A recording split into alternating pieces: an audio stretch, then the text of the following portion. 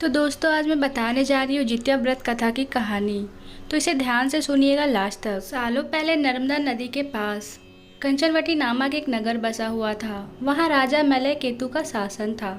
कंचनवटी नगर के पास में ही एक रेतीली बलुहाटा नामक जगह थी, जिसके पास में एक बड़ा सा पेड़ था।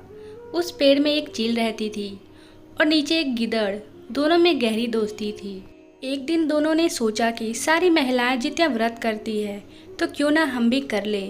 इसी सोच के साथ दोनों ने ठान ली कि अब वो भी इस व्रत को करेगी। उन्होंने भी जित्या वाहक भगवान को मन ही मन नमस्कार करते हुए कहा, हम आपकी पूजा और व्रत पूरी विधि के साथ करेंगे। जैसे ही व्रत का दिन आया तो पास के ही एक धनवान व्यापारी की मौत हो गई।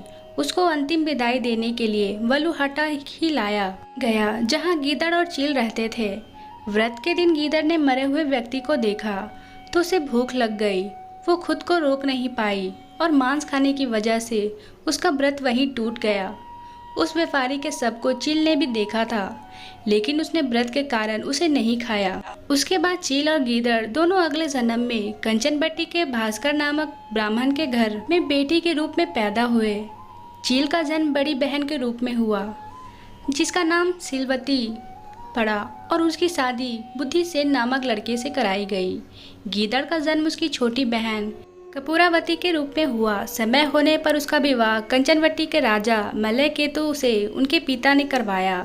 भले ही कपूरावती विवाह के बाद कंचनवटी की रानी बन गई हो, लेकिन उसे बेटा का सुख नहीं मिला।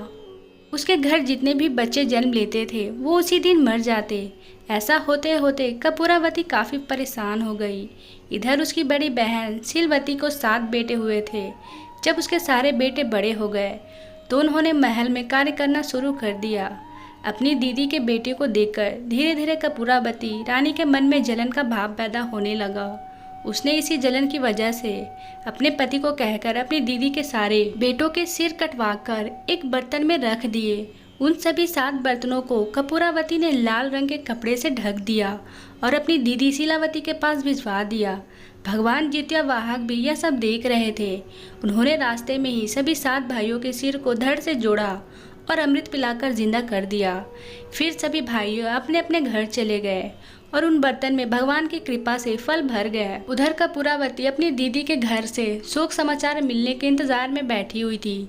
जब कोई संदेश नहीं आया तो वो खुद ही शीलावती के घर चली गई। वहाँ जैसे ही उसने अपनी दीदी के सारे बेटे को जिंदा देखा तो वो हैरान हो गई। कुछ देर बाद उसने अपनी दीदी शीलावती को अपनी हरकत के बारे में बताया। उसने कहा कि किस तरह से उसने बर्तनों में उसके बेटे का सिर काट कर डाल दिए थे और जोर जोर से रोने लगी। तभी शीलावती को अपने पिछले जन्म के बारे में याद आ गया। वो अपनी छोटी बहन को उसी पेड़ के पास लेकर गई जहाँ वो दोनों पहले रहा करते थे। उसने कपूरावती को पिछले जन्म में रखे जित्या व्रत की पूरी कहानी सुनी।